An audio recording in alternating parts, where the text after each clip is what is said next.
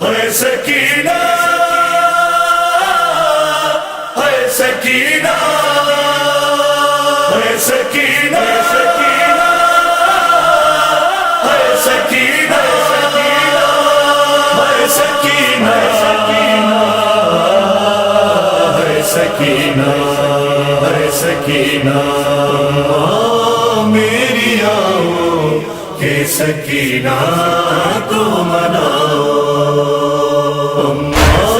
میری آؤ کہ سکینہ کو مناؤ کہتی ہے وہ رو کر کہتی ہے وہ رو کر میرے بابا نہیں جاؤ میری آؤ کہ سکینہ کو مناؤ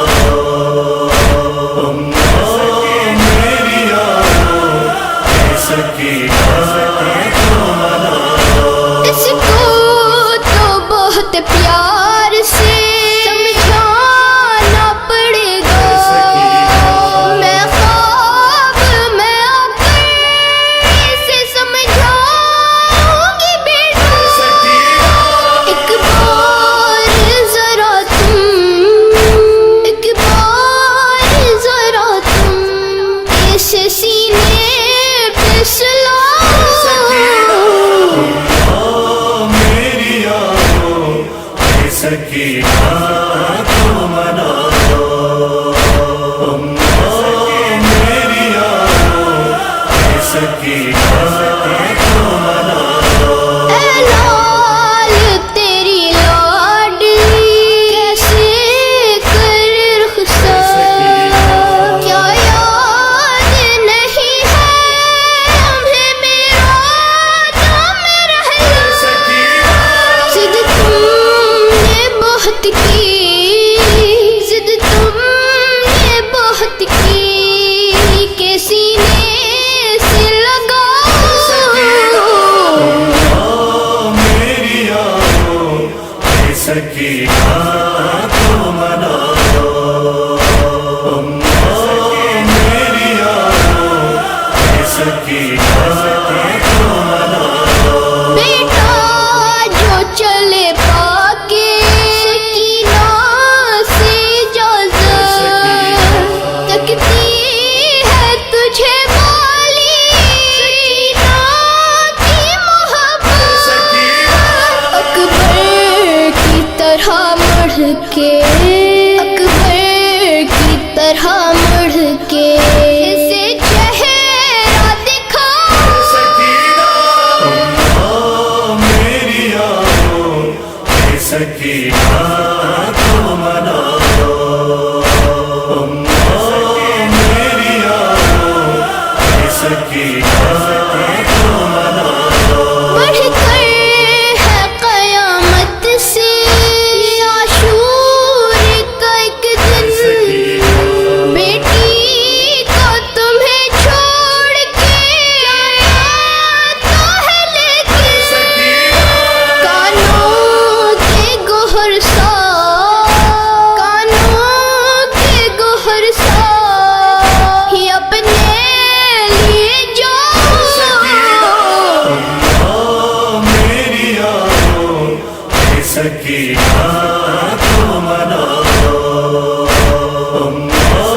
میری آؤ کہ سکینہ کو مناؤ لکھتے ہوئے حسنین کی حسرت یہی ٹھہری نوحے کے تصدق ہو کرم مجھ پہ بی اے جان حرم مجھ کو اے جان حرم مجھ کو بھی روزے پہ بلاؤ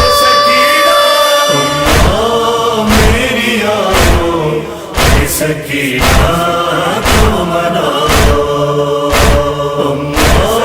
میری آؤ کہ سکینہ کو مناؤ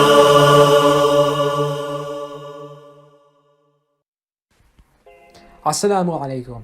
The Mahdi Youth Society is in need of your help through donations. please check out CIG.ca and click on Donate Now. Upon clicking Donate Now, scroll down and click on CanadaHelps.org. Through this, you can address your funding to the Mahdi Youth Society by referring to AMYS. Enter your donation amount and click Submit so that your donations can go a long way in helping us continue to broadcast our programs for Muharram and for future events. Thank you for your time. Wassalamu alaikum wa rahmatullahi wa barakatuh.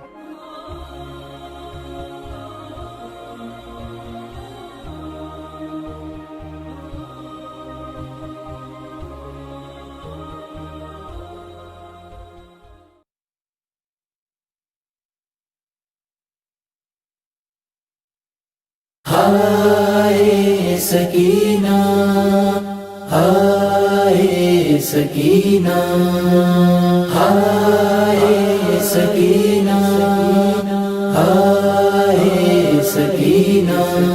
भैया तेरी बेटी का निगहबान कहाँ है? भैया तेरी बेटी का निगहबान कहाँ है? आशूर का दिन खून के दरिया में नहा है, अब पेश नजर शाम में गरीबा का समा है। गालों पे सकीना के तमाचों का निशान है। शबीर की लाशें आए ज़ैनब की फुगा है। भैया तेरी बेटी का निगहबान कहाँ है? भैया तेरी बेटी का निगहबान कहाँ है? कैसे मेरी बच्ची को सताते हैं सितमगर, कुर्ता भी जला छिन गए कानों के भी गोहर। क्यों आके बचाते नहीं अब्बा से दिलावर? मासूम वो किसी आस से मसरूफ फुगा है। भैया तेरी बेटी का निगहबान कहाँ है? भैया तेरी बेटी का निगहबान कहाँ है? नाज़ों की पली मेरी गिरफ्तार मोहन है। कोड़े है तमाचे है और इज़ाए रसन है। कम सुन भी है बेकस भी है और तश्ना दहन है। अब इसे को बचाने के लिए कौन यहाँ है? भैया तेरी बेटी का निगहबान कहाँ है? भैया तेरी बेटी का निगहबान कहाँ है? आती है सकीना की ये आवाज कहाँ हो? ऐ मेरे चचा जान मेरे दम साज कहाँ हो? क्या हो गए वो प्यार के अंदाज कहाँ हो? क्यों मेरा चचा मेरे निगाहों से निहा है? भैया तेरी बेटी का निगहबान कहाँ है? भैया तेरी बेटी का निगहबान कहाँ है? Assalamu alaikum. The Mahdi Youth Society is in need of your help through donations. Please check out CIG.ca and click on Donate Now. Upon clicking Donate Now, scroll down and click on CanadaHelps.org. Through this, you can address your funding to the Mahdi Youth Society by referring to AMYS. Enter your donation amount and click Submit so that your donations can go a long way in helping us continue to broadcast our programs for Muharram and for future events. Thank you for your time. والسلام علیکم ورحمۃ اللہ وبرکاتہ.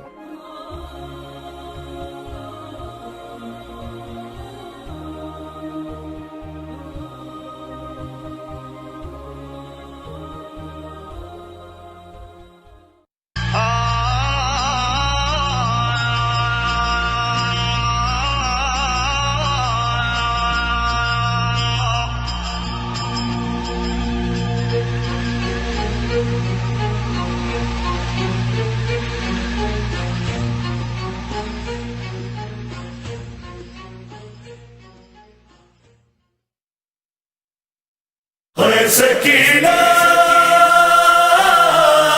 ہے سکینہ ہے سکینہ ہے سکینہ ہے سکینہ ہے سکینہ ہے سکینہ میری آؤ کہ سکینہ کو مناؤ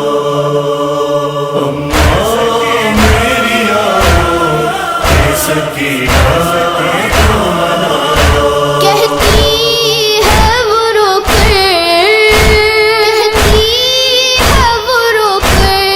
میرے بابا نہیں جاؤ میری آؤ سکینہ کو مناؤ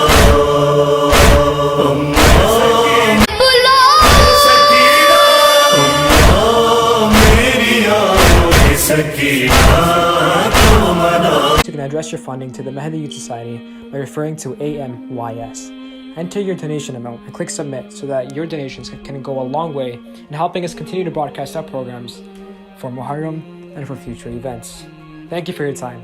Wassalamu alaikum wa rahmatullahi wa barakatuh.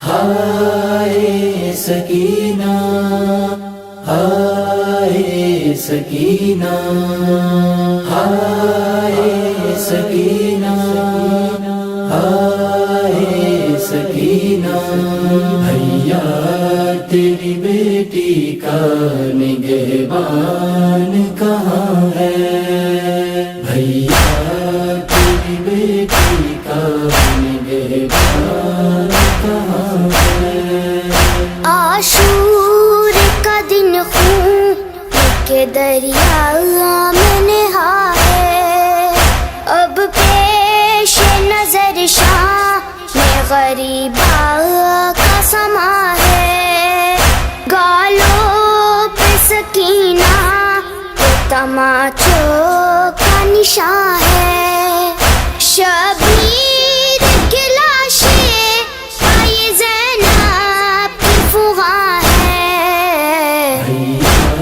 تیری بیٹی کا نگہبان کہاں ہے بھیا تیری بیٹی کا نگہبان کہاں ہے کیسے میری بچی کو ستاتے ہیں ستمگر کرتا بھی جلا چھن گئے کانوں کے بھی گوہر کیوں آ کے بچاتے نہیں عباس دلاور معصوم وہ کسی آس سے مصروف فغاں ہے بھیا تیری بیٹی کا نگہبان کہاں ہے بھیا تیری بیٹی کا نگہبان کہاں ہے نازوں کی پلی میری گرفتار موہن ہے کوڑے ہے تماچے ہے اور ایزائے رسن ہے کم سن بھی ہے بے کس بھی ہے اور تشنہ دہن ہے اب اسے کو بچا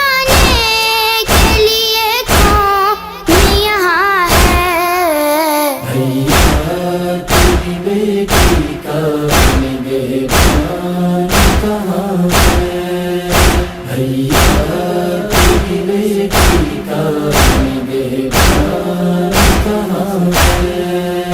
آتی ہے سکینہ کی یہ آواز کہاں ہو، اے میرے چچا جان میرے دم ساز کہاں ہو، کیا ہو گئے وہ پیار کے انداز کہاں ہو، کیوں میرا چچا میں نگاہ ہو۔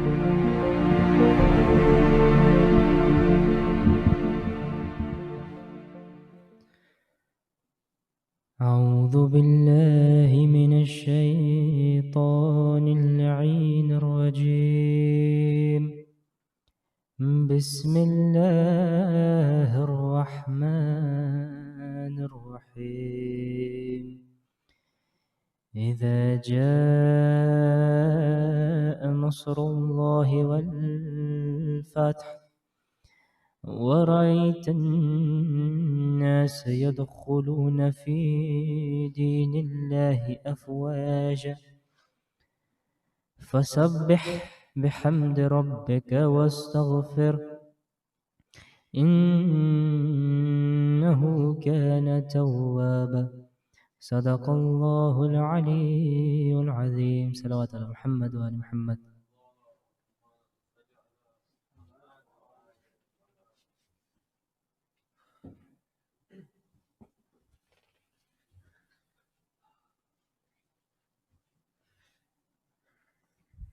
محمد وآل محمد صلوات.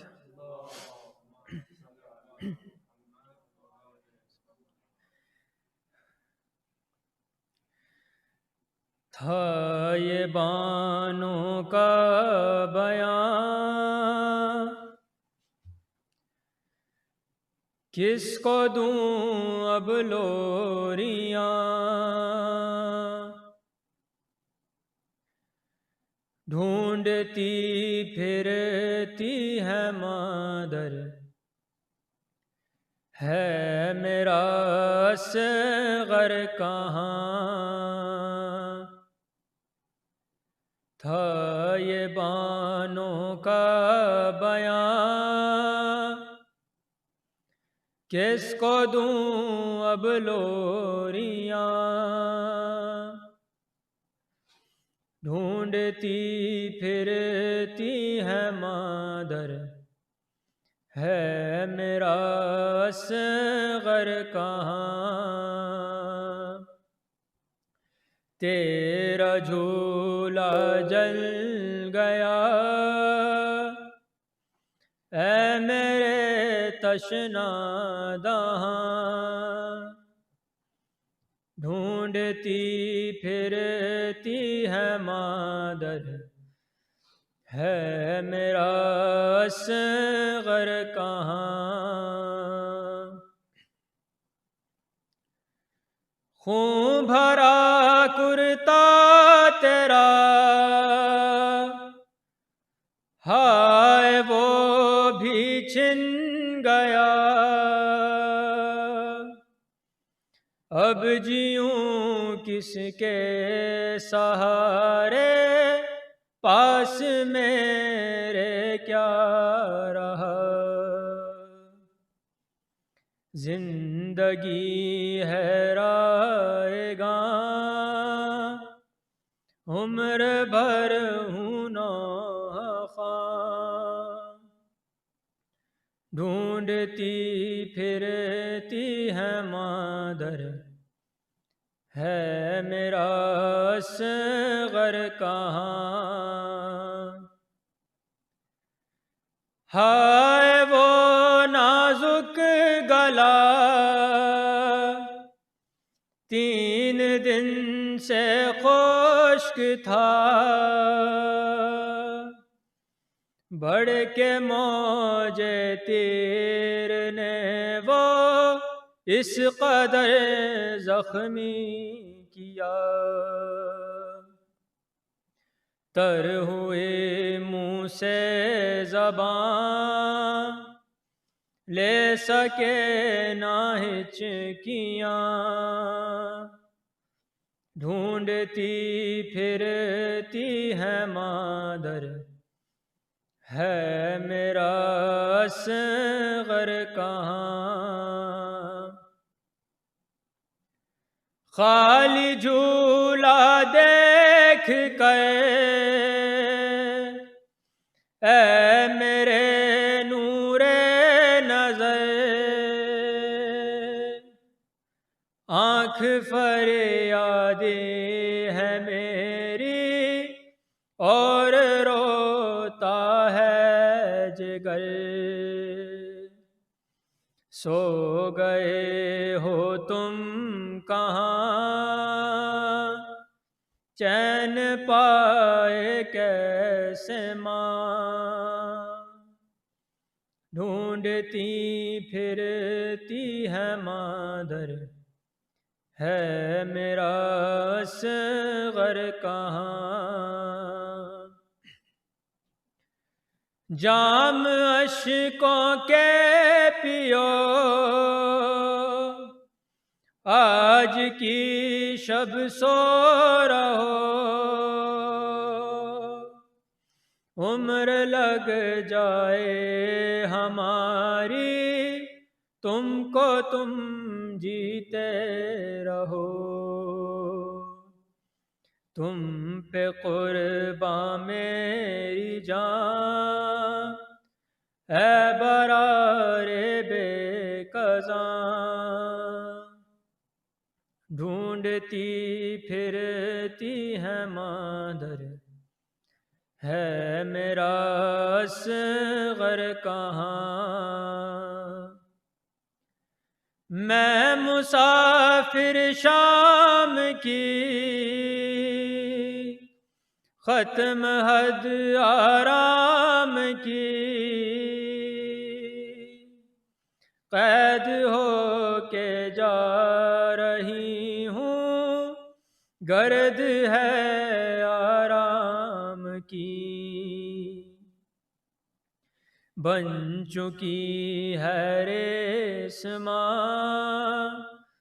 ہم کہاں اور تم کہاں ڈھونڈتی پھرتی ہے مادر ہے میرا اصغر کہاں تیرا جھولا جل گیا اے میرے تشنا دہاں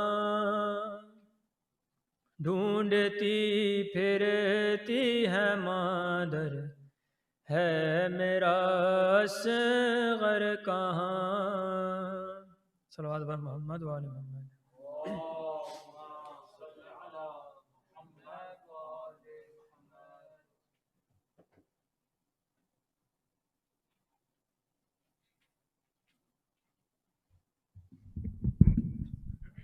Assalamu alaikum. Just a few announcements before we get started. We are holding a Kahoot trivia challenge or Kahoot trivia challenges for ages 15 and under and for ages 16 to 25. The dates for the challenges are August 31st, September 6th, and September 13th. The programs, tomorrow's program for Ashur will begin at 6:45 p.m. For any more information, make sure to follow us on our socials at Mahdi Society on Instagram, Twitter, and Facebook. We ask you to please donate. Hosting these live majalises require a lot of equipment, for which we would greatly appreciate donations. And we also ask you to sponsor your marhumin by sending an e-transfer to treasurer@cig.ca. We are also going to show a short video on how to donate from our website, so please pay attention to the screen. Assalamu alaikum. The Mahdi Youth Society is in need of your help through donations. Please check out cig.ca and click on Donate Now. Upon clicking Donate Now, scroll down and click on CanadaHelps.org. Through this, you can address your funding to the Mahdi Youth Society by referring to AMYS. Enter your donation amount and click Submit so that your donations can go a long way in helping us continue to broadcast our programs for Muharram and for future events. Thank you for your time. Wassalamu alaikum wa rahmatullahi wa barakatuh. Please recite Surah Fatiha for the following marhumin: Mirza Bashir Akbar, Mirza Muhammad Ali Khan, Shamsuz Zoha Begum, Sayyid Muhammad Nasir, Sayyid Samatuz Zahra, Sayyid Muhammad Hussain, Sayyid Muhammad Ali Abid, Sayyid Niamtullah Mehdi, Sayyid Shaukat Ara Begum, Sayyida Mubin Fatima, Mirza Muhammad Ali Beg, Sayyida Abidi Begum, Safdar Mirza Meher Jahan, Masoom Raza, Hashim Raza, Narjis Khatun, Sultan Akhtar, Hassan Akhtar Naqvi, Mirza Ali Akbar, Mirza Tasadduq Hussain, Mehdi Begum, Sohra Begum, Jabin Begum, Bilqis Begum, Rashid Anisa Begum, Sayyid Muhammad Abbas, Muhammad Jafar Khoi, Zafaryab Hussain, Sayyid Abdul Hussain Naqvi, Sayyid Hussain Shahidi, Marhumin of Sayyid Kambar Raza, Marhumin of Masuma Zaidi, Marhumin of Javani family, Marhumin of Merchant family, Marhumin of Makani family, and your Marhumin as well. Bismillah.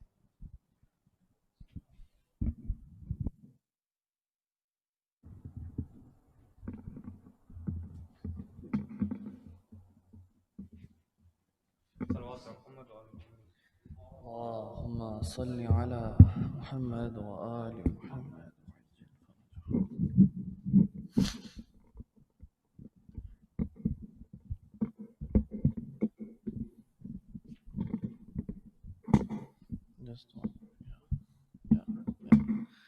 أعوذ بالله من الشيطان الرجيم. بسم الله الرحمن الرحيم. الحمد والثناء لله رب العالمين، باره الخلائق أجمعين، الذي لا يبلغه مدحته القائلون ولا يحصي نعماءه العادون ولا يؤدي حقه المجتهدون. ثم الصلاة والسلام على سيدنا ونبينا محمد وآله الطاهرين. اللهم صل على محمد. أما بعد، فقد قال الله تعالى في كتابه المجيد وقوله الحق: بسم الله الرحمن الرحيم. وإذا قيل له اتق الله أخذته العزة بالإثم. صلوا على محمد وآل محمد. صل على محمد. Assalamu alaikum, dear brothers and sisters, viewers, the few brothers that are in the audience. Inshallah, today we will try to finish off our discussion that we have been having. Yesterday, I began talking about the barriers that are preventing us from basically fulfilling all the ideals and the goals that I have been discussing during this series.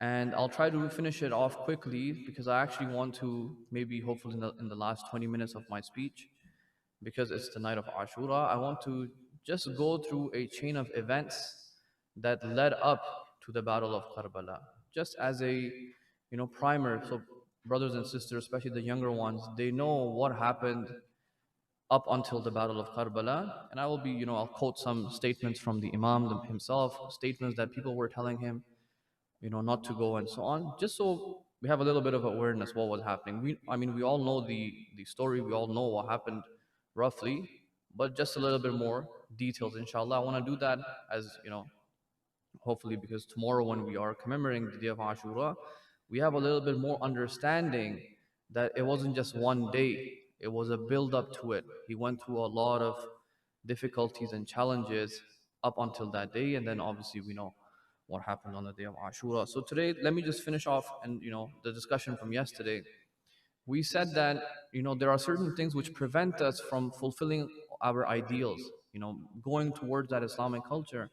And yesterday I mentioned one of them, where I said that one of the problems is that we end up making outsiders a priority, and we ignore our own communities, our own values that we should be working on within our own community, and rather we're too focused on outsiders. An example of this would be basically what I have been discussing, where our values and the way we are subjugating the Islamic tradition, the way we are doing it is not by actually studying the Islamic tradition itself. What does it say in the Quran? What does it say in the Hadith? What does it actually say in the books of the scholars? Rather, we hear something about some Islamic thing, we hear something, and then we try to the moral values and the perceptions that we have learned and gained and grown up with from the outside, we come and we interpret and analyze and feel, we basically give meaning, a new perception to this Islamic discourse or an Islamic perception. For example, I talked about freedom, I talked about activism, I talked about contemplation, and I showed how in the Islamic tradition it's so different. Okay, so that is something that is a problem which prevents us from all this, moving towards an Islamic culture. But another thing I want to talk about, which is now when it comes to human interactions and our relationships, things that prevent us from moving towards this ideal. And once again, I want to stay within the community, in a community discussion. I don't want to talk about on a global level or on some sort of like national level. No, amongst the Muslimin, amongst the believers. One of the things that prevents us from moving towards this ideal is the way we make judgments about one another. And specifically, I want to mention that sometimes these judgments are subconsciously based on a presumption that we make about people around us, where we make a judgment saying that, what, this person is going to go to hell anyways, and this person is going to go to heaven because of some mistake or error or sin that we observe in them. We make the judgment that, this person does this sin anyways, they're probably going to go to hell. I can just treat them like trash now. I'm way better than them, I'm superior than them. And making these judgments about people on whether they're going to go to hell or heaven, this is actually more than just a physical and sociological and societal problem. It is actually fundamentally a theological problem. There is something wrong with your theology over here, because you cannot make final judgments on who is going to hell and heaven because you don't have ilmul ghaib, unless Allah subhanahu wa ta'ala or the imams or the prophet have told you specifically whose fate is going to be as what, like what's going to be their fate. You cannot say anything about them in the hereafter. You do not know who Allah will show mercy, who Allah will show who will be granted shafa'ah, for example. In the Quran, it says, Surah 17, verse 53 and 54, it says, and I quoted this verse earlier as well. It says, وَقُلْ لِعِبَادِي يَقُولُ الَّتِي هِيَ أَحْسَنُ. Allah says to the Prophet, tell the people that, look, they should speak in a very good way. إِنَّ الشَّيْطَانَ يَنْزَعُ بَيْنَهُمْ إِنَّ الشَّيْطَانَ كَانَ لِلْإِنسَانِ عَدُوًّا مُبِينًا. That shaitan is going to try and cause more differences within you. And I said that Allama Tabatabai explained this by saying that this was the Muslims trying, they were making fun of the mushrikeen because they were saying, oh, we are the followers of the Prophet. This is in Mecca. We are the followers of the Prophet. Our position and our place in heaven is guaranteed. And these guys are going to go to hell for sure. And then Allah says right after, then the next verse, رَبُّكُمْ أَعْلَمُ بِكُمْ. Your Lord is more knowledgeable with regards to you. إِن يَشَاء يَرْحَمْكُمْ أَوْ إِن يَشَاء يُعَذِّبْكُمْ. Okay, if Allah wishes, He will forgive them in the hereafter, and if He wishes, He will punish them. Allama Tabatabai over here he explains in his tafsir over here that this is being said, this idea that Allah, your Rabb, is more a'lamu bikum, He's more knowledgeable regarding you. He explains that this is because people end up thinking that, just because they are on the right path, and other people may also be on the right path, or maybe perhaps they're not on the right path, but you don't know what their future entails. Maybe that person will come to Islam, or maybe this believer who you see, for example, committing a certain sin, maybe they will be forgiven. And another problem here is that if you can't even guarantee your own position right now, you can't tell me, you yourself cannot tell me whether you are going to heaven or hell. Who can make that claim?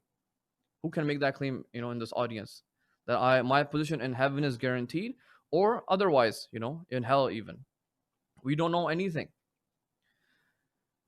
There's a scholar, basically the founder of the House of Qom, Sayyid Yazdi, his name was. His son, he says, after my father passed away, I would write something, my books and stuff, and I would reference my father, and I would write marhum. Okay, marhum. Marhum meaning that somebody whose Allah has guaranteed, His rahmah upon them. In the Arabic, I'm saying. Okay, he says I would write marhum. So, for example, he says, قال الوالد المرحوم. My father, al-marhum, said this. In some, in some academic discussion, he wants to quote his father. And then he says, I thought to myself, he says, wait, how do I know this? How am I even making this judgment that he is guaranteed, Allah has guaranteed given him rahmah over here? He says, then instead I changed it and I started writing, Qala al-walid rahimahumullah. I changed it to a dua, that may Allah have mercy on him. And he says himself, he says, and I saw my father in a dream and he was very, very happy that I did this. Okay. Now look, maybe Allah will, maybe Sayyid Yazdi will of course be inshallah marhum. He will be going to heaven. If people like them are not going to heaven, we need to be worried about ourselves. But the point here is that culture I'm talking about. Okay, that culture. Where that, look, the scholars are very conscious about these things. Even something as simple as this. He realizes that this statement, even though it's an innocent statement, it looks very innocent, but there are some very deep theological underpinnings before you came and wrote this.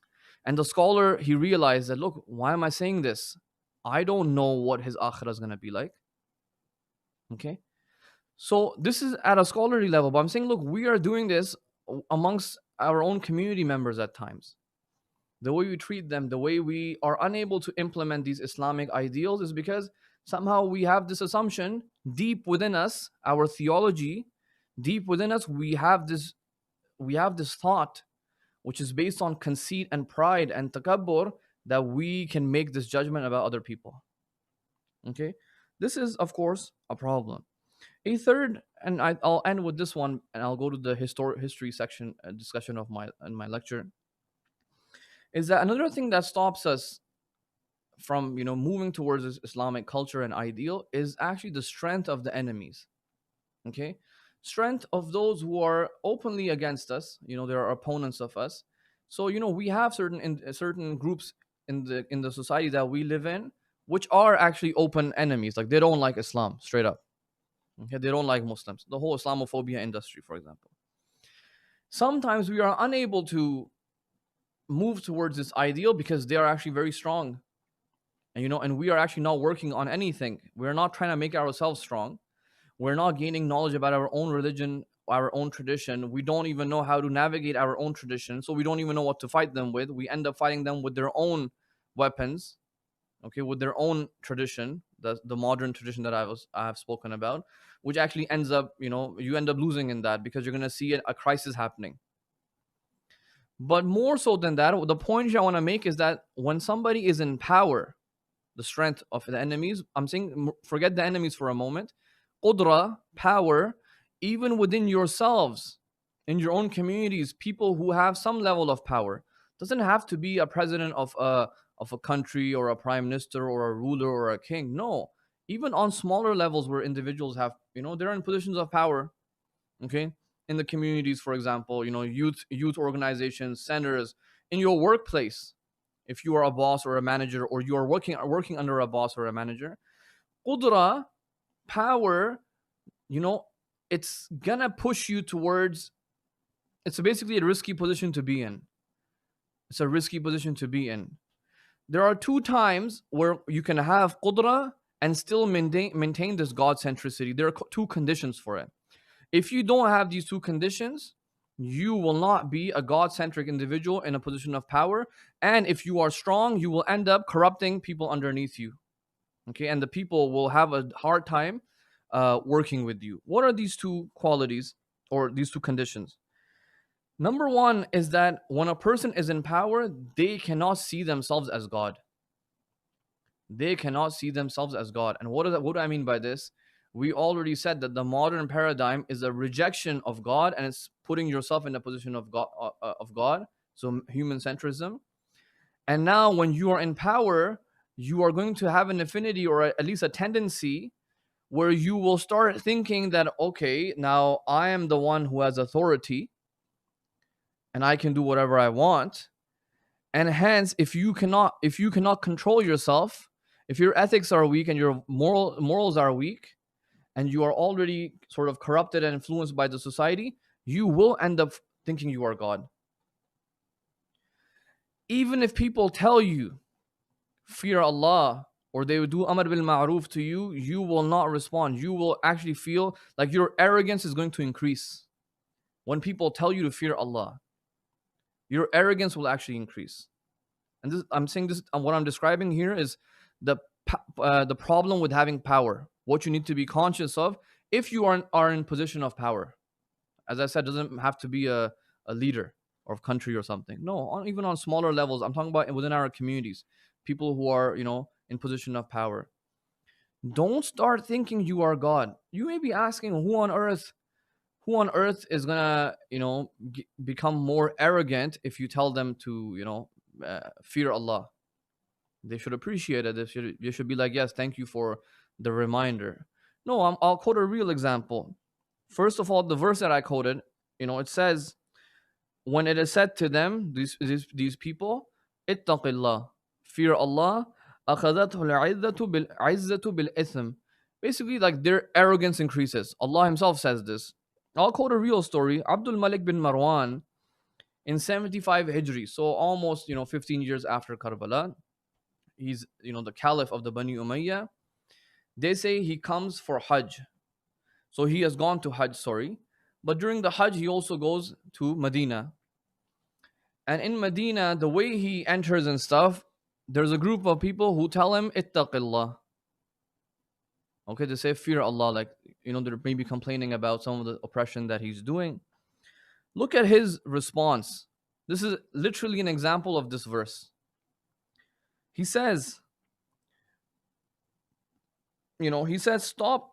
He says, why are you saying this to me? First of all, I'm not like the Khalifa who was weak, meaning Uthman. He said, don't think I'm Uthman. He says, neither am I a hypocrite in the sense that I'm not a cunning and a sly, caliph where I show two face, one face to the society and one face to my court and my palace. Yani Muawiyah. I'm not Muawiyah. I'm not two-faced. And neither am I a fool. Neither am I a Khalifa who's a fool. Yani Yazid. Okay? He said, I'm not weak. I'm not two-faced. Meaning, if I'm evil, I'm gonna just come out and say it. And neither am I a fool. So at least they recognized Yazid was a fool. He says, I don't know any way to treat people, this ummah, هذه الأمة, إلا بالسيف, except with the sword. And I will use it until all of you are basically submissive to me. And as for you who are telling me, تأمروننا بتقوى الله, telling me to have taqwa of Allah, والله لا يأمرني أحد بتقوى الله بعد مقامي هذا. Don't you dare anyone tell me to maintain taqwa of Allah after the position that I am in. إلا ضربت عنقه. Except anyone who says that to me, I will smash his neck with my sword. Okay? I'm saying, look, these are real examples. These are real examples. Now, when in our communities, people in power, like they may not say such harsh words, that I will take my sword out. But the way sometimes people behave, people in power, people in positions of power, you see that.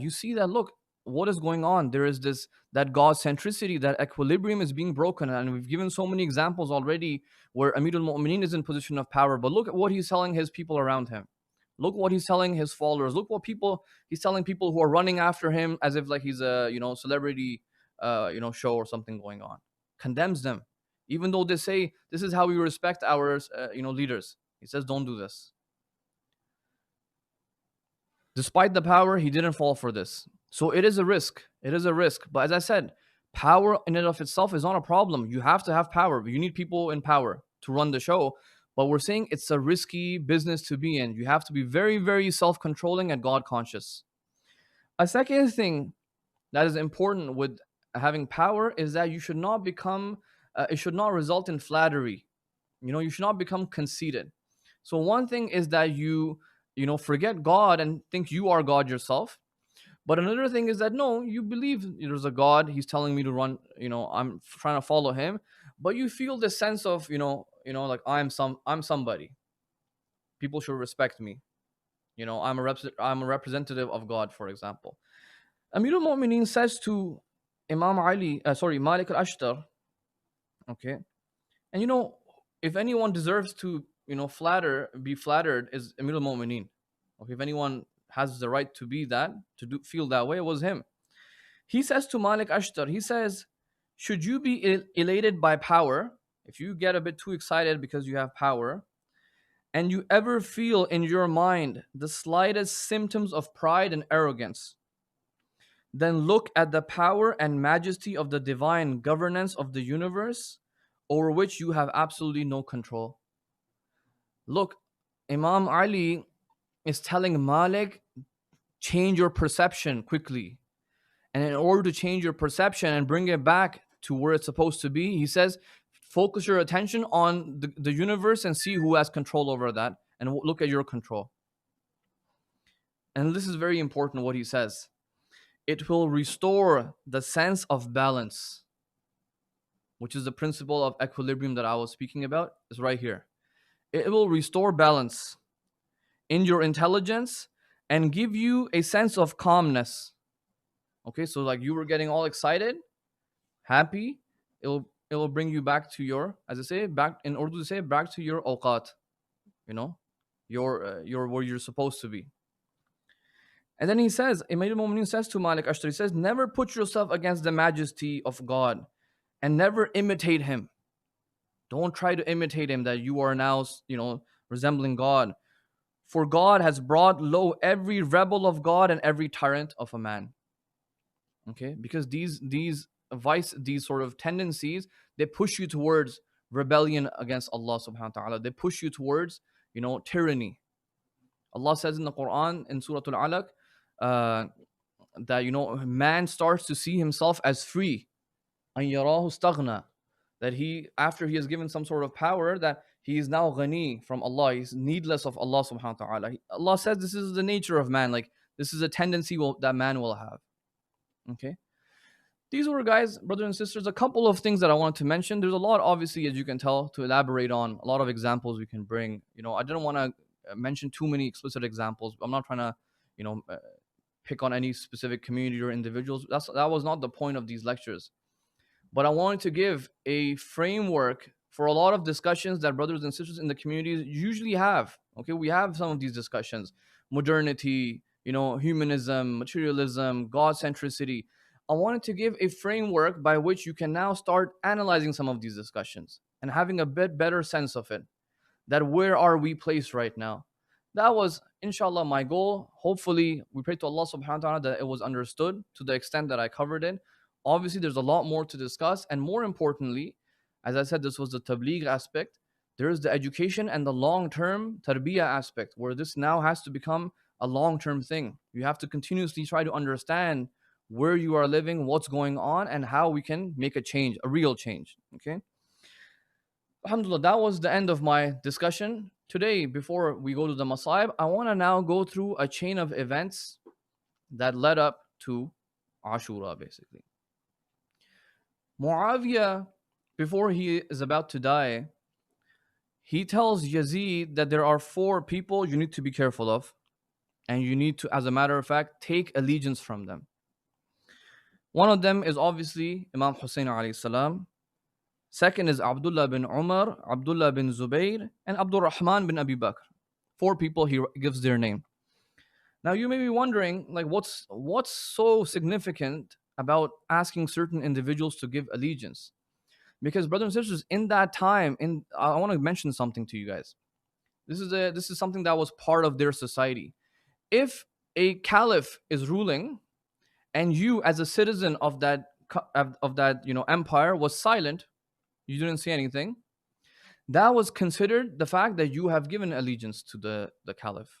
You are acting in accordance to the laws of the caliph.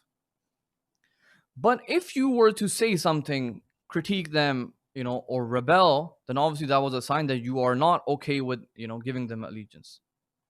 Hence, Amir al-Mu'mineen has serious problems with Muawiyah. I mean, he didn't give him any, and there wasn't even a treaty over there. But Imam Hassan, for example, had to do a sulh. Okay, he didn't give allegiance. Likewise, there were people already in the Muslim world. Muawiyah knew that a huge chunk of people are not going to give you allegiance. They will try to do some sort of rebellion. They will try to take you down. So what happens is that you need to go to the top most influential people in the Muslim world, get them to openly say that we have given you allegiance. That will calm the Muslim world down. That is actually what's going on. Okay, that's actually what's going on. Because if nothing happened, and if nothing, let's say Imam Hussein also stayed silent and nothing happened, and people remain silent, that is considered in that time we're talking about. Silence was seen as the fact that you're approving the state. So, anyways, Muawiyah says this. Obviously, Muawiyah dies, and Yazid sends a letter to the governor of Medina, and what does he say? He says, get Imam Hussein to give me allegiance. So Imam Hussein goes to the governor and he says, look, and this is where he says, someone like me cannot give allegiance to someone like Yazid. And what happens is Imam Hussein realizes that they're going to try and do something with us. So what does he do in the middle of the night, or in secrecy? It wasn't like a public display. He leaves Medina and he goes to Mecca. Okay, he goes to Mecca on the 28th Rajab, where we do the majlis as well. By 3rd Sha'ban, so around after 4 or 5 days, he reaches Mecca. Now in Mecca, he spends around 3-4 months. He's in Mecca for 4 months. And during this time, the Kufans have now realized that, okay, Muawiyah is dead. What is this guy doing on the throne? What is Yazid doing on the throne? And they gathered in the house of a very prominent Kufan by the name of Sulaiman bin Surad. Okay, they gather in his house in Kufa, and what do they decide? This is what they say. Muawiyah is dead, and Hussein has refused to swear the oath of allegiance to Yazid and has proceeded towards Mecca. You are his and his father's followers. They're talking to Sulaiman. Then if you desire assisting him and fighting his enemies, write to him. So, basically they're gathered in the house of Sulaiman bin Surad. Some of them are saying to the Kufans that we need to write to Hussein and inform him about this, because tell him that, we want to fight. We will fight with you. So they write these letters, and then look what they say in the letters. Obviously, there's hundreds and thousands of letters. Just a few, 3-4 lines I'm going to quote. One of the letters says, we request to you to come to us so that Allah may unite us upon the truth. I just want you to see, because we say Kufans betrayed them, but just look at the level of how much sort of support they were showing. Then you will understand how low they went. Okay? If we learn that you have proceeded to come to us, we shall drive him, meaning Yazid, the Caliph, the Umayyad governor, we shall drive him out from here until we pursue Syria, Allah willing, God willing. Another letter to Hussein ibn Ali from his followers, believers and Muslims. Now then, make haste, hurry up, for people are awaiting you and hold no other opinion. Hasten, hasten, hasten, ajil, ajil, ajil, hurry up. Another person by the name of Shab'ath. The same Shab'ath is going to be fighting Imam Hussein on Ashura. What does he write? Now then, the gardens have turned green and the fruits have ripened. If you desire, you may arrive here. The army is ready to defend you. Okay? This is Shab'ath. He will be on the day of Ashura fighting against Imam Hussein on the Kufan side. He's also writing letters. So what does Imam Hussein do? He says, okay, I'm not gonna rush into it. Let me think about it. All these letters are coming. What does he do? He sends Muslim bin Aqil. This is when he sends. Muslim goes, and obviously now we know the story. What happens is Muslim goes and people start supporting. 18,000 people give allegiance. There was a governor by the name of Nu'man bin Bashir in Kufa. A Umayyad, a person from the Bani Umayyah, writes a letter to Yazid saying, look, this Nu'man bin Bashir, he's a loser. Like, he is not doing anything. He's not taking a strong stand. And Muslim has come here and all these people are supporting him. Send someone who's a little bit more, aggressive. So Yazid gets rid of the governor, Nu'man bin Bashir, and he puts Ibn Ziyad. So Ibn Ziyad was not there from the beginning. It's after Muslim had already come and the support was there. Okay? So when Ibn Ziyad comes into Kufa, it's reported that he came and his face was covered. And when he came, they say that a lot of people thought that maybe this is Imam Hussein. He has come. Okay, and Ibn Ziyad was with some of his soldiers or whoever, and they say, like, I don't know, hundreds of people were there, like, supporting and cheering, and his face was covered, so he saw the support at that time, and he realized, okay, this is serious. This is a lot of people are supporting him. So right at that time, they say that he immediately, when he saw the faces, he immediately recognized some of them, and he got them executed and tortured. Right in the beginning, he started his agenda, his campaign, and he started creating this fear in Kufa, to the extent where they say that they were threatening the women and the children, saying that, look, your husbands will be killed, your brothers will be killed. If you want your brother and husband, tell them to stop fighting and stop giving allegiance. So the wives and the mothers, they started pressuring the men, and the men basically, they began to slowly betray. And then we know the story. Muslim bin Aqil is eventually martyred, right? Now, thing is, Imam Hussein doesn't know in Medina, in Mecca right now, what's happening. Okay, because obviously Muslim is being killed. He will get a letter and he will figure out what happened. Now, in this time, Muslim had already sent a letter to Imam Hussein saying, come to Kufa. Now, he was ready to leave, but there were three groups of people telling Imam Hussein, don't go to Kufa. They were not enemies of Imam Hussein. These three groups of people, they were not enemies. They actually were trying to seek his betterment. They were saying, look, don't go. It's going to cause problems. Three groups. What were the three groups? Number one group was saying that your sanctity will be destroyed. Okay? You are the Prophet's grandson. Why are you going? You have this hurma, you have this sanctity. Don't go. Okay, I don't want to quote the letters because time is running short. Imam Hussein says, what do you mean? The sanctity of the religion is getting destroyed. You're worried about my sanctity? Like, the deen is getting destroyed. Another person comes and he says, don't go. You're going to cause disunity in the Muslims. You're going to cause difference of opinions. Just leave it. Just leave it. Imam Hussein doesn't listen to him either. And third group that comes, so once again, these are like Ibn Abbas, Abdullah bin Umar, very, very prominent people. They are coming and they tell him that, look, we already have past experience. We know what has happened to Imam Ali. We saw what happened to your brother. They got betrayed and stuff. Don't go. Probably the same thing will happen to you. Imam Hussein, with his knowledge and his awareness and his analysis of the situation, which we already discussed, that contemplative action, he decided to leave and he goes. Now, brothers and sisters, in this whole event, a lot of things that I've discussed, they're gonna become manifest in this. Okay, that idea of freedom, that Islamic freedom, self-control and patience, you see this happening. You see this in Karbala. That idea of contemplative action, you see it in Karbala. Okay, as I mentioned, Imam Hussein, for many years under Muawiyah, he didn't do an uprising. When people were telling him do an uprising, and Muawiyah was trying to push him, he didn't do an uprising.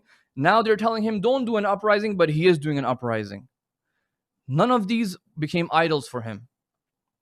He thought about what's going on, and with his knowledge, he moved on. Okay, so he leaves Makkah, and on the way to Kufa, he gets that letter that Muslim has been killed. He tells people to leave. Many people at that time leave. Just the close companions and people from Medina, they go on with him. Anyways, they go, and once he reaches near Kufa, Hur is coming and he stops the Imam, right? And Imam says at that time to Hur and his army, he says, "O people, I did not come to you until I received your letters and messages urging me to come to you." It's like, you invited me. Okay? I didn't want to come. You had no Imam and you desired that Allah may unite you through me. That's literally what you said. Allah may unite you towards the guidance and truth. So if you adhere to your promises that you made, you said if you come, we will defend you, then you should fulfill your promises. Okay, you must admit your covenants and testimonies, because that is what Muslim is supposed to be doing. Okay, and if you don't agree, then let me go. And obviously we know Hur says, I have strict orders. I can't let you go anywhere. Okay. And Hur says that, look, I have been given orders that if you move around too much, I'm gonna have to fight you. Imam Hussein says to him, "Oh, Hur, do you make me fear death? Could a worse disaster befall you than killing me? Like, you killing me is you should be the one worried." Okay. Anyways, Ibn Ziyad sends a spy to the forces of Hur to make sure that Hur is listening to him. Because you can tell, like, Hur does have a soft spot from the beginning. Doesn't wanna fight. He's trying to say, look, Imam Hussein, like, just come to Kufa, come to Ibn Ziyad, we'll sort it out. Obviously, Imam Hussein is not listening to him, but he doesn't want to fight him. He keeps telling him, look, man, Ibn Ziyad has told me that I'm gonna have to fight you. Ibn Ziyad sends a spy, so to make sure that Hur is listening to his orders. Finally, we know they arrive in Karbala. For many days, dialogue and conversations are taking place between Imam Hussein's side and Umar ibn Sa'ad's side, who's the commander of Ibn Sa'ad. Dialogue is taking place. Imam Hussein alayhi salam is saying, I don't want to fight. What happens is, Ibn Ziyad, so basically Ibn Ziyad and Umar bin Sa'ad, he gets an order that, shut the water on the 7th day. So after all these discussions, they say, shut the water on the 7th day. Imam Hussein tells Umar bin Sa'ad, look, I don't want to be here, I want to go. And Umar ibn Sa'ad sends a letter to Ibn Ziyad saying, look, Imam Hussein is saying he won't cause any problem, he wants to go, he doesn't want to fight. Shimr, la'natullah alayh, he starts telling Ibn Ziyad, no. You have to bring him because we have to humiliate him. Okay, so Ibn Ziyad now sends a letter back to Umar ibn Sa'ad, and look what he says. He says, I didn't send you to Hussein to delay confrontation with him. What are you doing? I didn't send you to him to offer him peace. I didn't send you to him to give him respite and life, to let him live. Make them surrender to my authority and send them to me. If they refuse, then engage them and kill them. If Hussein is killed, let the horses trample his body, for he is a rebel, and you will be rewarded for this. So Ibn Ziyad sends his letter with Shimr. Shimr brings the letter. And when Shimr brings the letter, there's also an addition of, more soldiers are there. By the end of the day of Ashura, there were 30,000 enemies. Night of Ashura, we have discussed, Imam Hussein has a conversation with his companions. He says, you can go, I don't want to quote all of those. And the companions say that, even if we are killed, we will come and Allah brings us back, we will fight. But I just want to quote what happens on the day of Ashura. What does he say? Imam Hussein alayhi salam first introduces himself. He says, I am the, Khalifatullah, I am the grandson of the Prophet, the son of Ali, the son of Fatima, so on. Explains, he says, why are you fighting me? He says, there are companions of the Prophet still alive. Go and ask them what the Prophet has said about me, that I am the chief of the youth of paradise. He says, go, the companions are still there. They have heard it. He even mentions the names of the companions. He says, go and ask them. Then he addresses the Kufans specifically. Okay, he addresses the Kufans specifically. He says, you invited us to assist you, and we hastened to you, so we came to you. Then now you have uncovered those very swords which we had given to you. Okay? And I think what he means here, we have given to you, meaning from Amir al-Mu'mineen's time, when they will be on the side of Amir al-Mu'mineen, the Kufans, they said these are swords from that era. We have given the value to these swords that you would fight alongside Amir al-Mu'mineen in the Battle of Siffin and so on. You're using those same swords against us, and you have sided with your own enemies and have proceeded to fight us, alongside them, although they have not acted with justice with you. Imam Hussein is saying that you are actually siding with your own enemies. What are you doing? Right? Is that how low you've gone in a matter of a month or so? Then he says, 100 woes be upon you. You have betrayed us. Okay? When the truth is apparent and is free from error. The truth is so clear. But you are like the locusts who have hastened towards battle. and are like the moth who fall upon one another. You have shunned the Quran, you have modified the right speech, and you are from the pillars of evil. O the ones who are enticed by shaitan and break the divine codes, you side with them and betray us, meaning you side with the Bani Umayyah who are known for these qualities and you betraying us. And he says, yes, treachery and breach of trust has been your custom, which had been established by your fathers and those before them. And then he says, Ibn Ziyad has put me in a position where I have to take out my sword or I have to bear humiliation. Then far be it that we accept humiliation. Hayhat min adhillah. The statement that we say, Hayhat min adhillah, this is where he's saying it. That Ibn Ziyad is forcing me to either fight you or I have to get humiliated in front of him. And I'm someone who is going to accept humiliation. Verily, Allah, His Prophet, which have nursed us, and the sacred laps which have nursed us, and the modest and those who abhor disgrace, disagree to it that we bow down to the ignoble men, and that it is more befitting for us that we are killed in the battlefield over humiliation. Beware, I shall fight you, even when there are a few men with me, and although some of them have even deserted me. He says, I will fight you because you're putting me in this position. I will fight you, but I will never accept humiliation. And then obviously the battle begins and we know what happens. The reason for this I wanted to show you is that there's a journey that's taking place, and at every step there are lessons to learn. In every sort of aspect you can see how God centricity is manifesting itself.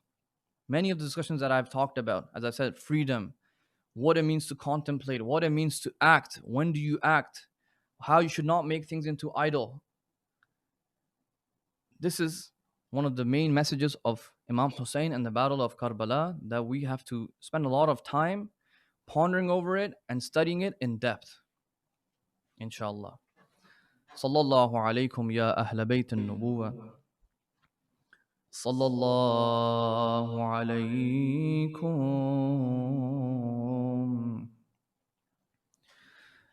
ya Ahl Bayt al-Nubuwah.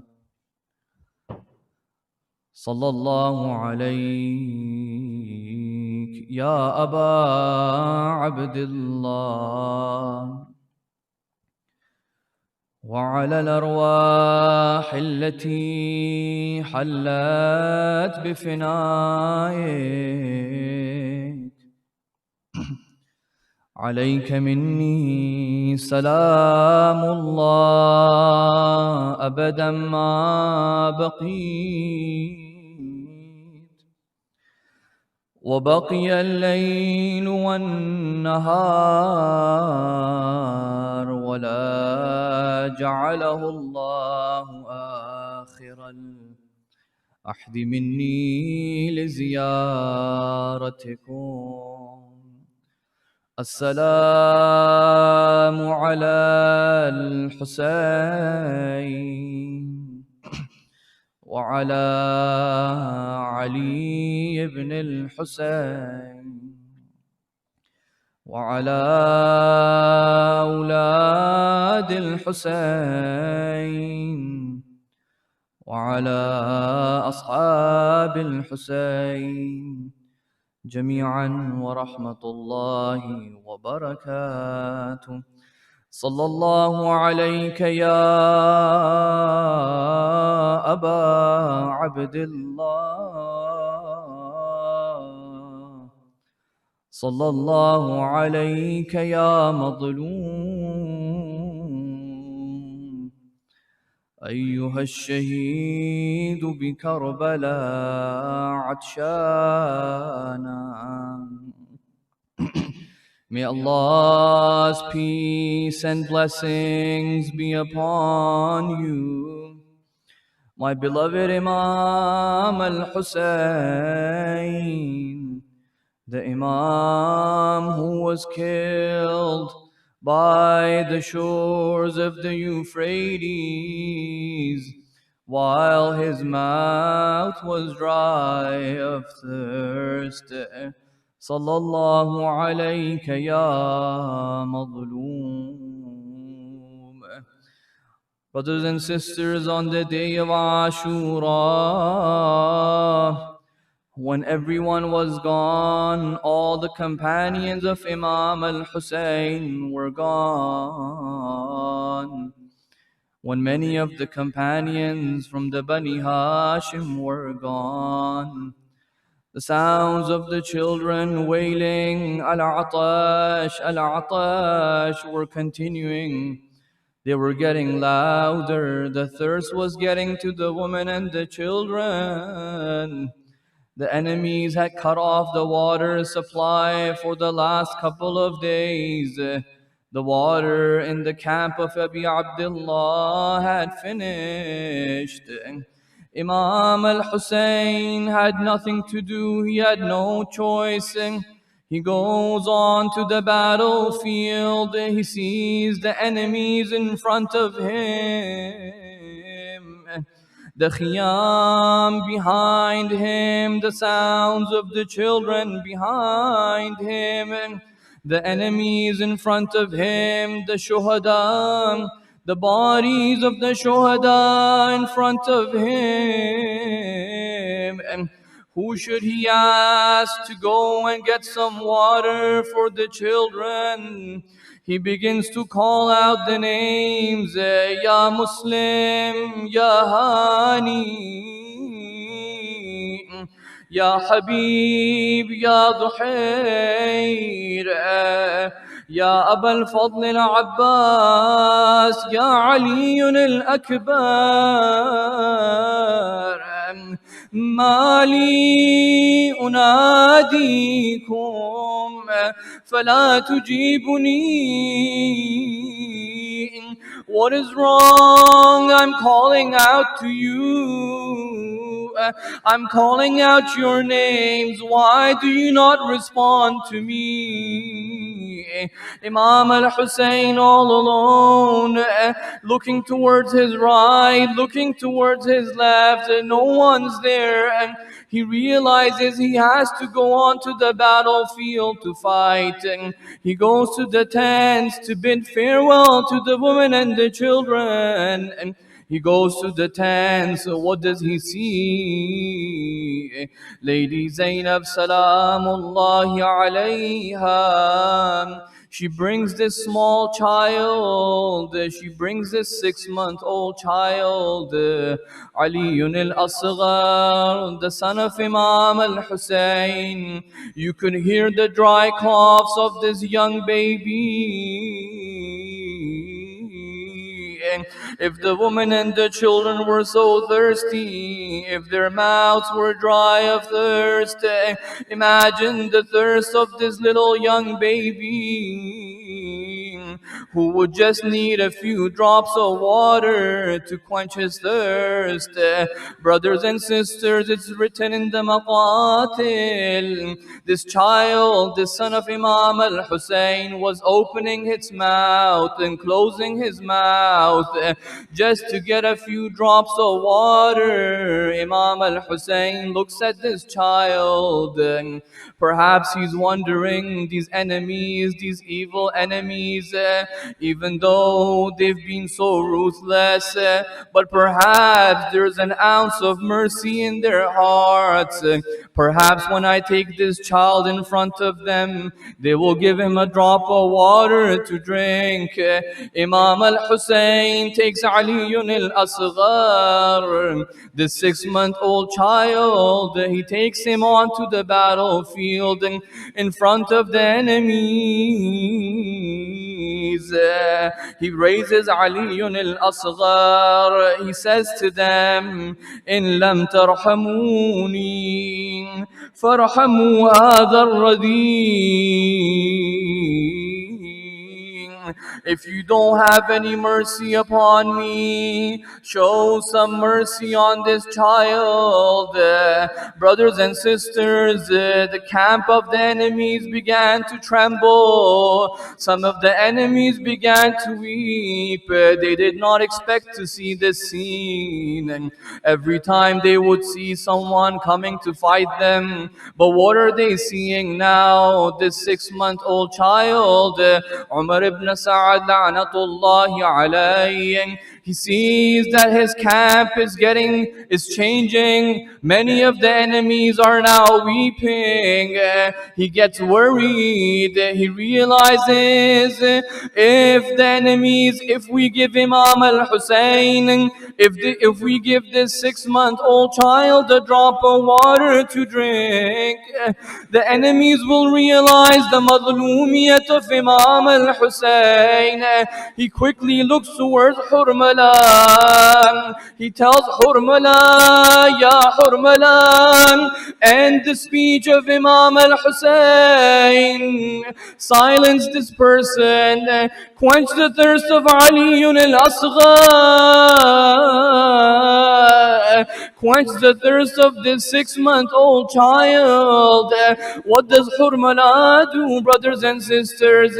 He doesn't take a normal arrow. He picks up the heaviest arrow that he had, and an arrow they would use to hunt down animals in the forest. Hurmula takes this arrow. He points the arrow towards Ali al-Asghar. Brothers and sisters, he was surely looking at Ali al-Asghar. I don't know what he was thinking. He fires the arrow at Ali al-Asghar. Brothers and sisters, whenever any of the shuhada, whenever any of the companions would get killed, they would fall off the horse. They would call out, Ya Aba Abdullah, Adrikni. Oh Imam al-Hussein, come and help us. Brothers and sisters, this is the only shaheed in Karbala who did not call out Imam al-Hussein, who did not call on his father to help him. This 6-month-old child could not speak. They killed Ali al-Asghar on the spot. They say Imam al-Hussein was struggling to take this child back towards the tents. He began to say, Inna lillahi wa inna ilayhi raji'un.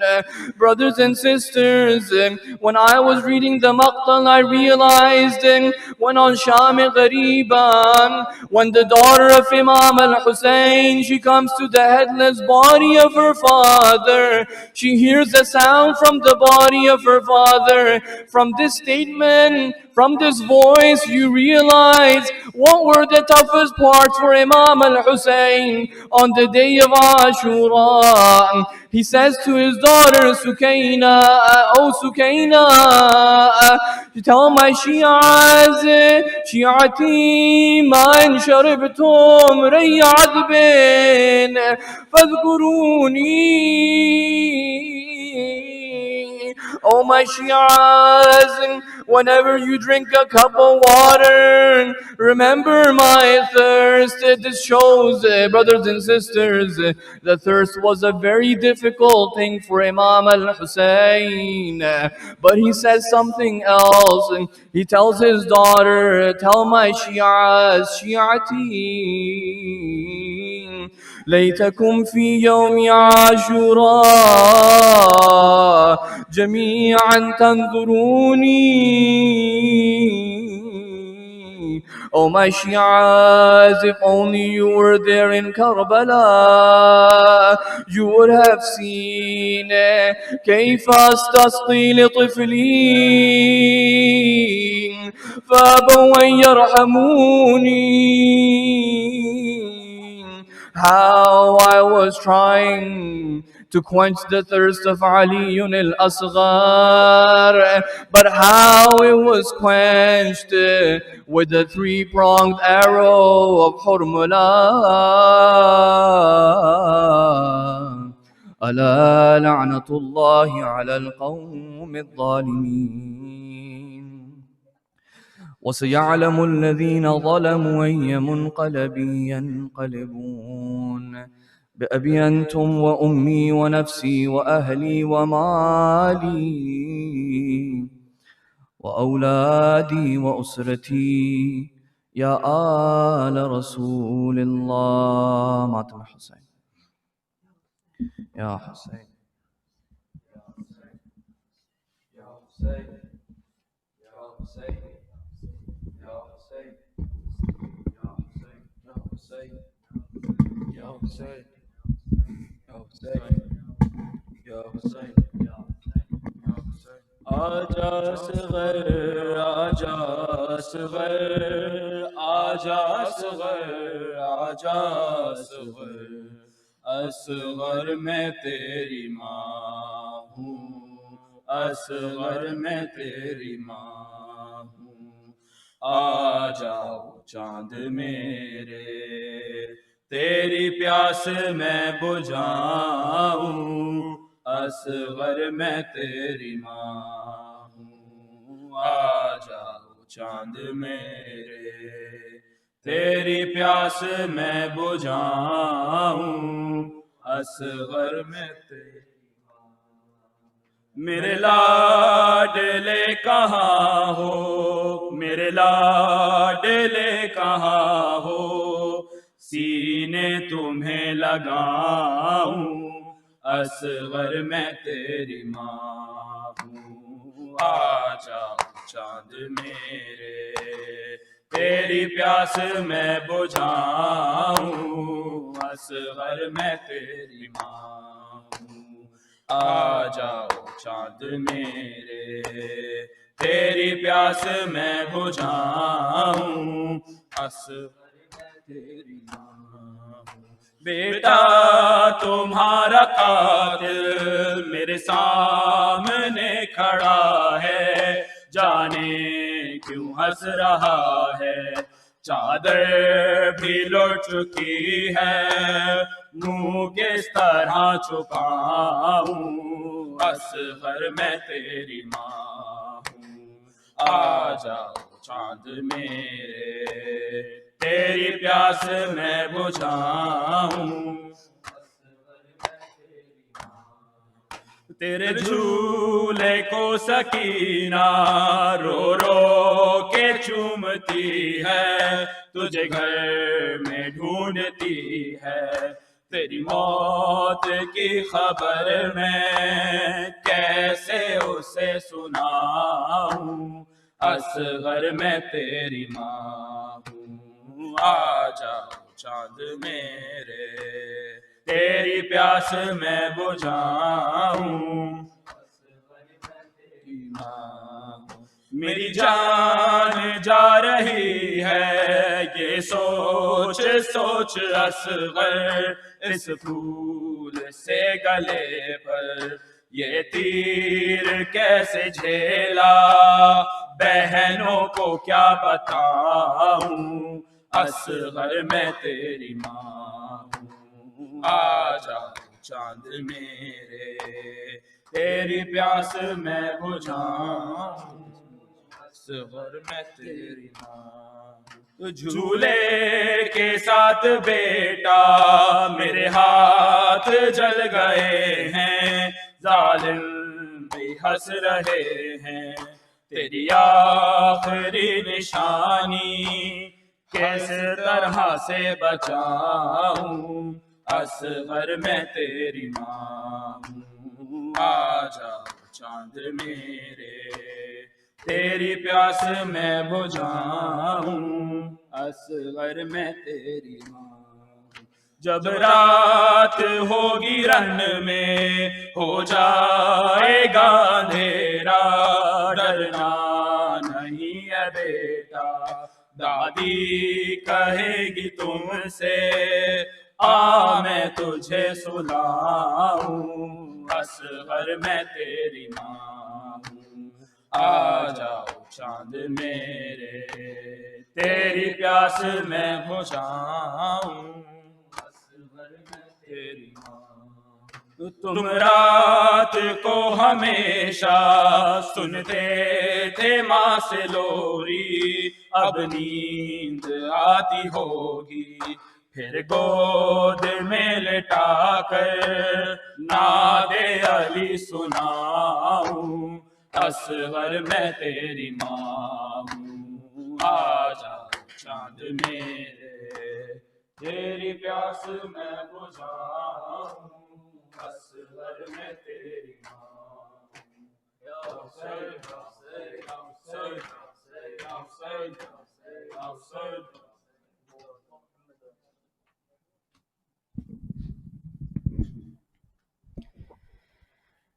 السلام عليك يا محمد المصطفى، سلام عليك يا قريب الغرباء، سلام عليك يا معين الضعفاء والفقراء، سلام عليك يا علي المرتضى، سلام عليك يا حسن المجتبى، سلام على الحسين وعلى علي بن الحسين وعلى أولاد الحسين وعلى أصحاب الحسين، خصوصا سيدي ومولاي أبا الفضل العباس يا ابن أمير المؤمنين، وأختك زينب أم كلثوم وبنتك سكينة. سلام عليك يا جميع شهداء كربلاء ورحمة الله وبركاته. سلام عليك يا علي زين العابدين، السلام عليك يا محمد الباقر، السلام عليك يا جعفر الصادق، السلام عليك يا موسى القادم، السلام عليك يا علي الرضا، السلام عليك يا محمد التقي، السلام عليك يا علي النقي، السلام عليك يا حسن العسكري ورحمة الله وبركاته. والسلام عليك يا صاحب الأسر والزمان، الأمان الأمان الأمان من فتنة الزمان، أجل الله تعالى فرجك وسهل الله تعالى مخرجك وظهورك، واجعلنا من أنصارك وأوانك جميعا ورحمة الله وبركاته.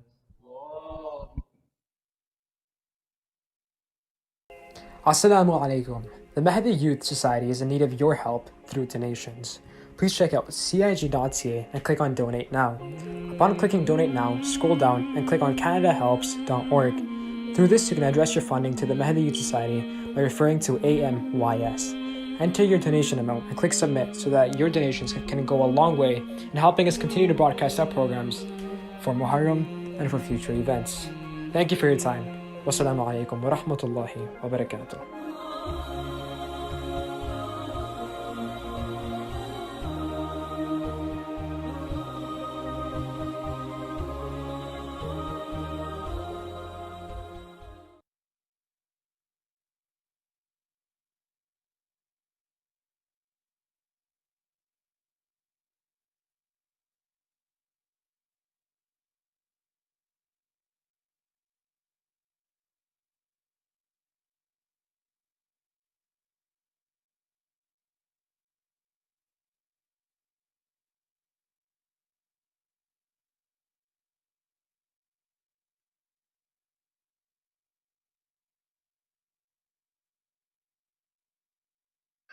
إن الله وملائكته يصلون على النبي يا أيها الذين آمنوا صلوا عليه وسلموا تسليما.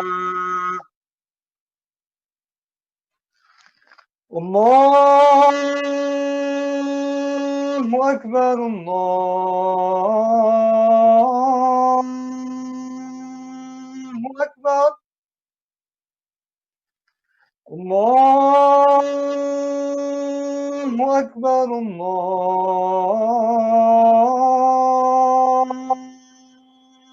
أكبر. أشهد أن لا إله إلا الله.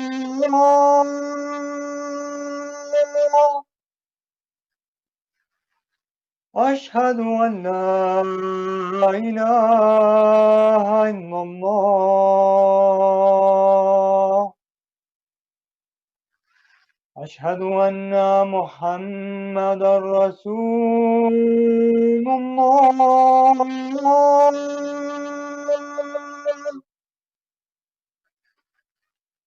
أشهد أن محمدا رسول الله.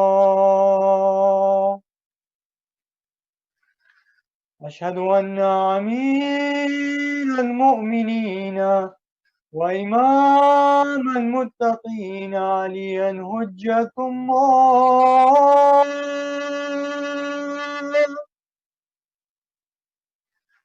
أشهد أن أمير المؤمنين وإمام المتقين عليا ولي الله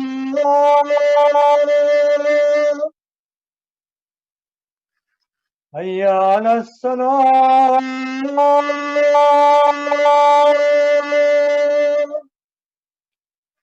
هيا على الصلاة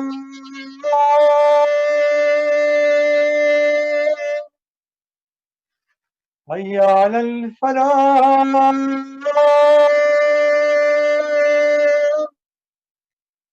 هيا على الفلاح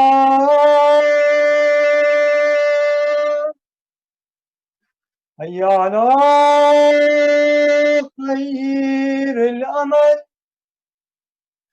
هيا على